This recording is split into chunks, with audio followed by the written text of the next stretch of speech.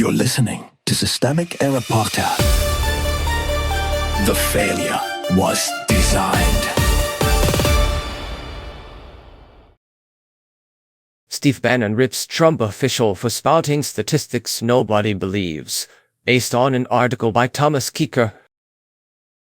When the crime panic runs out of facts, Steve Bannon is now publicly scolding FBI Director Kash Patel, the Trump appointee once helped elevate for citing falling crime numbers and for failing to perform enough rage. The source story is straightforward. Bannon wants urgency, perp walks of the deep state, and a politics of fear that ignores the FBI's own report showing broad declines in violent and property crime. Power still writes the script.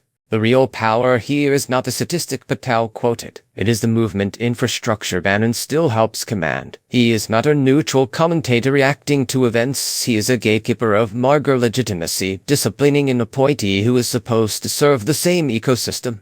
That matters because Patel's job is not being measured by public safety, institutional competence, or even consistency. It is being judged by whether he can keep the grievance machine fed. In that sense, Bannon is not criticizing failure. He is enforcing loyalty to a script. Facts are the problem. The FBI numbers in this story are not ambiguous. Violent crime is down. Property crime is down. Robberies, murders, rapes, assaults, motor vehicle thefts, burglaries, and larcenies all dropped in the period cited. The decline also predates Trump's return to office, which makes the attempt to turn crime into a Trump-era moral achievement even more absurd.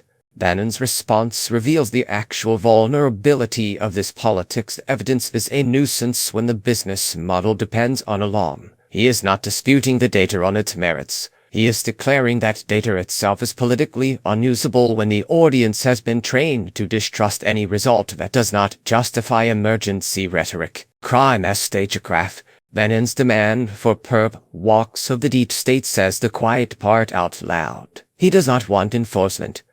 He wants spectacle. He wants bodies on camera, enemies dramatized, and state power turned into content. That is the central corruption in this kind of politics. Institutions are no longer asked to solve problems, only to produce symbolic punishment. The FBI becomes useful not when it investigates crime competently, but when it can be staged as a weapon against enemies, real or imagined. The crime story is just a delivery system for vindication theater. The real target is not crime. Bannon's line about people feeling unsafe unless they see the National Guard in places like Memphis exposes the method. Fear is the point. Public anxiety is the fuel. Whether crime is actually rising matters less than whether the audience can be kept in a state of nervous obedience.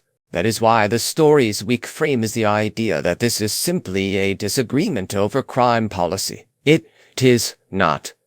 It is a struggle over whether government will be judged by outcomes or by performance, by evidence or by grievance, by institutions or by permanent suspicion. Bannon prefers suspicion because it is more profitable and easier to weaponize. The systemic pattern. The larger pattern is familiar: fabricate a crisis, discredit the metrics that contradict it, and demand visible punishment for enemies as proof of seriousness. The movement's leaders do not merely tolerate mistrust of institutions, they manufacture it, then use that mistrust to justify more authoritarian posturing. That is the logic on display here. When facts fail to produce fear, the facts are dismissed. When law enforcement cannot produce theater, it is told to try harder. The result is not public safety. It is a politics that survives by making reality itself look suspicious.